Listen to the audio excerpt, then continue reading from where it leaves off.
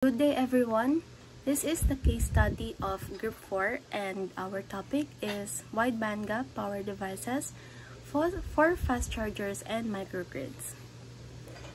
So for the introduction, we will answer the question, why is it a material science and engineering topic? Wide bandgap power devices are crucial for applications in fast charging and microgrids due to their ability to operate at higher voltages, frequencies, and temperatures than conventional semiconductors like silicon.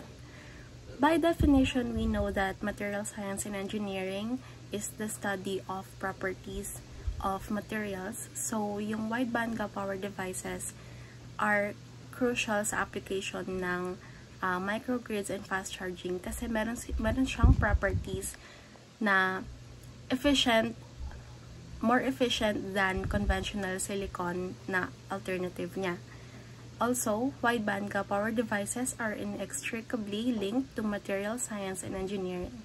The mechanical, thermal, and electrical characteristics of the materials affect the device's performance in various operating scenarios. So, for the first question, we have, why are these devices a material science and engineering topic? Name two intrinsic properties that matter. For the first sub-question, nasagot na yun sa introduction, so we will go to the second sub-question. For the first intrinsic property, we have critical electric field strength or breakdown field. The highest electric field that a material can tolerate before experiencing electrical breakdown is known as the critical electric field. So, bakit yun yung pinili natin as one of the intrinsic properties for our wide bandgap power devices? According to data, yung WBG power devices such as SiC and GaN have critical fields 5 to 10 times higher than silicon.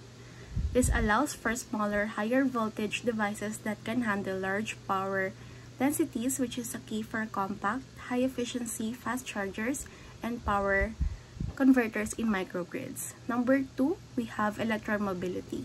Electron mobility affects how quickly electrons can move through a semiconductor under an electric field.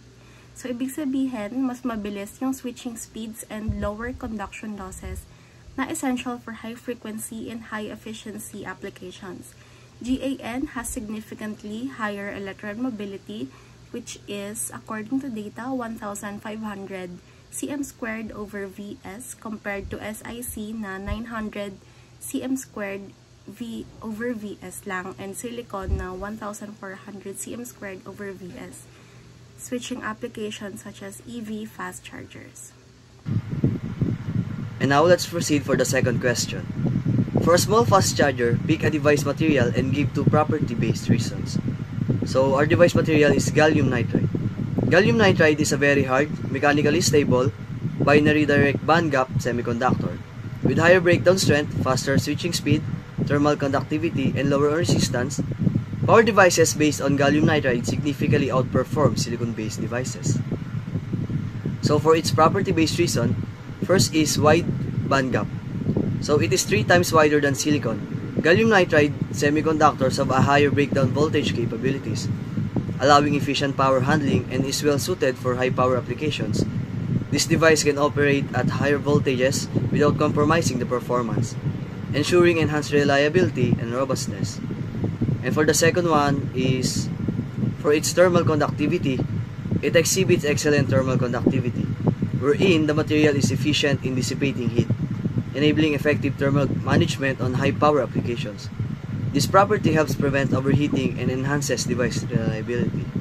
And for the third question, compare two substrate material on thermal conductivity and say why it matters. So we're going to compare silicon carbide and aluminum nitride. For the silicon carbide, it can handle 120 to 270 watts per meter Kelvin. It varies on their type. It has a high thermal stability at extreme temperature. It can handle up to greater than 1,600 degrees Celsius. It is also excellent in thermal shock resistance. It is good for power electronics and high temperature environments. It is slightly lower conductivity than aluminum nitride but more durable in harsh conditions. And when it comes to aluminum nitride, it can handle 140 up to 285 watts per meter Kelvin.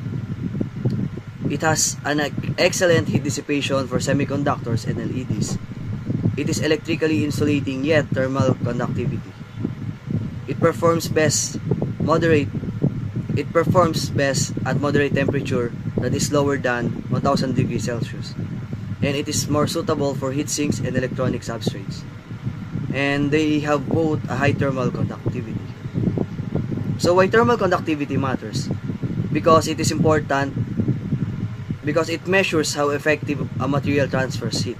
In many applications, especially in electronics, engineering, and manufacturing, controlling heat is crucial for performance, safety, and durability. Materials with high thermal conductivity such as aluminum nitride and silicon carbide, it quickly move heat away from hot components.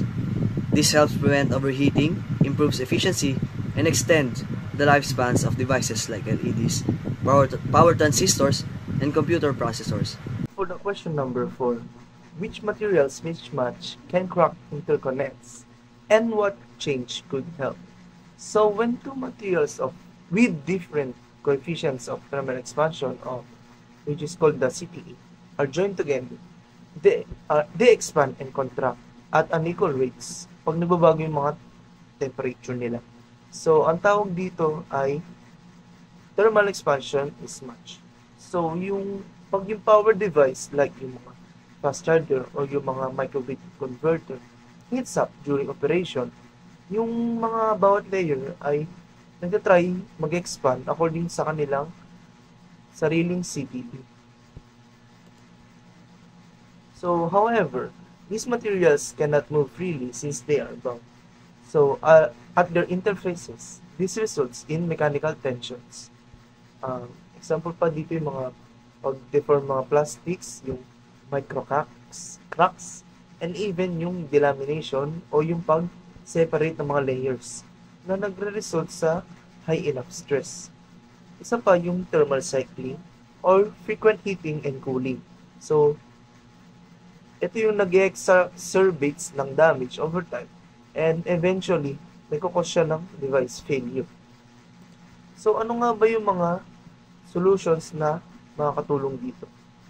So, una, yung paggamit ng intermediate tsaka buffer layers. So, add a material layer with a CTE value between those of the metal and the semiconductor. So, isa pa yung paggamit ng materials with better CTE matching. So, example dito yung instead na gagamitin mo yung aluminum oxide na merong CTE na 8, so, ang gagamitin mo is yung aluminum nitride na meron lamang 4.5 na CTE. So, mas maliit yung value niya. So, isa pa yung silicon carbide na chips. Ito yung nagmi-minimize ng mismatch. So, this reduces the mechanical stress and prevents cracking. So, iba pa yung pag-design ng flexible na interconnects ng bonding structures.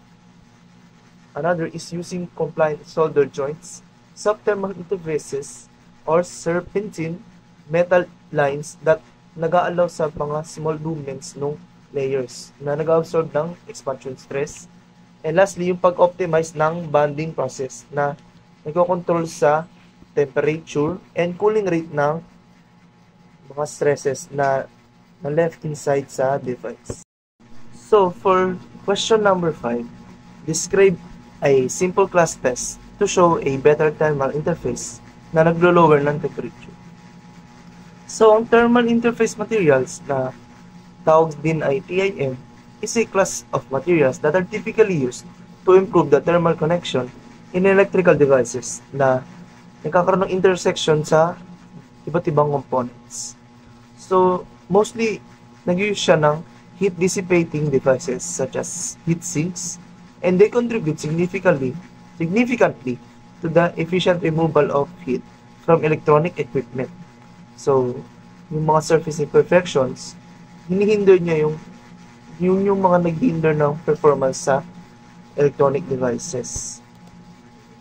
So, thermal interface materials solve this issue by establishing an efficient conductive channel between the coupling components. So these TAMs are essential for eliminating surface flaws between link materials because they provide tremendous pressure to the coupling surfaces. So this procedure improves the material's thermal conductivity and strengthens its structure. So the choice of a thermal interface material should emphasize a longer life cycle and improve dependability to support efficient heat abstraction from electrical devices. So, dinedemonstrate niya yung pagkakaroon ng superior performances neto over time. And yung mga variety of TAMs such as yung mga PCMs, thermal greases, thermal pads, thermal gels, thermal adhesives, and thermal solders are used to increase the thermal coupling between two components by filling in the spaces between their uneven surfaces. Okay, so for this slide, we're talking about how wide bandgap or WBG devices can really help small energy systems. These devices are most useful in power conversions like sa mga inverters, converters, and battery chargers kasi they can reduce up to 90% of power losses. They can also operate at very high temperatures around 300 degrees Celsius and work at 10 times higher frequency and voltage compared sa mga traditional silicon devices. So in short, they make systems faster, smaller, lighter, and more efficient, perfect for renewable or compact setups. Pero syempre, there are still challenges like how can we produce with a wide bandgap materials like silicon carbide and gallium nitride in a sustainable, low-cost, and large-scale way. So, habang maganda yung performance nila, syempre kailangan pa rin natin ng further research para mas maging accessible and eco-friendly yung pag-produce or yung production nila. So, in this slide, I will be discussing the comparison between wide bandgap power devices and conventional silicon devices. First, let's talk about energy efficiency.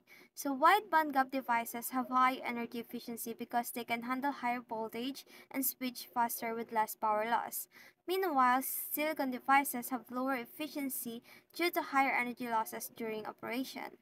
Next, we have size and weight. So, wide bandgap devices are smaller and lighter since they require less cooling and smaller components. On the other hand, silicon devices are bulky and heavy, mainly because they need larger heat sink to manage heat. So, for the temperature capability, wide bandgap devices can operate at temperatures up to 200 degrees Celsius, while yung silicon devices can only operate around 150 degrees Celsius before performance decreases. So moving on to frequency, wide bandgap devices can operate at frequencies up to 10 times higher than silicon devices. This means they can switch faster, making them ideal for high-speed and high-efficiency applications. So lastly, the voltage capability. So wide bandgap devices have a high voltage capability, allowing them to handle higher power levels without breaking down. So in contrast, silicon devices have lower voltage capability, limiting their use in high power systems. In summary, wide bandgap power devices are more efficient, compact, durable, and powerful compared to conventional silicon devices. That's why they are becoming more popular in advanced electrical and electronic applications, such as electric vehicles, renewable energy systems, and power converters. So here are our recommendations. The first one is adapt WBG devices in renewable systems. Use wide bandgap devices like silicon carbide and gallium nitride for higher efficiency and better heat resistance. These make renewable systems like solar and wind more reliable and energy efficient. The second one is focus on material sustainability. Choose eco-friendly and recyclable materials to lessen environmental impact. Sustainability should be a key part of every renewable design. The third one is enhance thermal management. Improve cooling and heat control to prevent overheating. Good thermal management helps maintain performance and extend the lifespan of devices. The fourth one is invest in research and testing. Continue investing in research and testing to develop more advanced, efficient, and cost-effective technologies. Testing also ensures reliability under real conditions. And for the last one, design for reliability. Make sure systems are designed to handle heat, stress, and different environments. A reliable design means longer lifespan, less maintenance, and consistent performance. So moving forward with the risk and limits, let's talk about first the risk. One of which is the material damages. As we all know, sa manufacturing pa lang ng materials, nagkakaroon na ng certain defects sa mga items. So, with this kind of components, mas prone sila sa damages dahil nga higher yung density, and to be specific, yung crystal components nila ang mas prone sa defect. Then, next one is the device damages. Dahil nga sa material damages, another risk of it is yung pagkaka-compromise ng thermal resistance nila as well as yung electrical stress nila. Then, next one is that it is prone to EMI. Alam naman natin, when it comes to electronic devices, hindi talaga mawawala yung pagka-exposure sa electromagnetic interference, which is why nagiging risk sa mga components dahil sensitive yung mga materials na yun. So, with too much exposure with EMI, maaaring ma-damage ito and mas nagre-require ng sophisticated filtering as well as shielding designs. Then, as a last risk, it is about the complexity of the integration. Dahil nga new learning ang WBG devices, or it's still an ongoing process of being studied at kung paano ito i-apply, nagiging risk siya dahil nga maaaring maging challenging yung pag-integrate ng WBG devices sa mga existing systems na. Then, next up is we have the limits. So, one of which is the cost. Alam naman natin yung paggamit ng ang sikat na material is the SiC or the silicone, which is much cheaper kaysa sa GaN, but at the same time, GaN is known for its reliability, but it is costly, especially sa manufacturing at yung energy consumption niya. Then we have the gate oxide reliability. Nagiging limit siya kasi nga mas ginagamit pa rin ang silicone, but yung reliability niya is quote-unquote, it is critically a weak link rather than kesa sa GaN, which is we can spot the difference naman. Kaya siya nagiging limit sa mga wearable devices. Then we have the packaging and transport challenges. As we all know, sensitive yung components, new yung study, so nagkakaroon ng specialization or kailangan ng specialized way of being packed ng mga components para mas matransport ito without compromising the thermal resistance as well as yung electrical stress.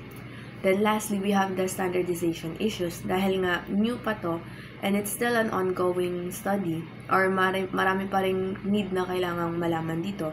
Yung standard requirements nito ay nagiging hindrance para ma-apply ito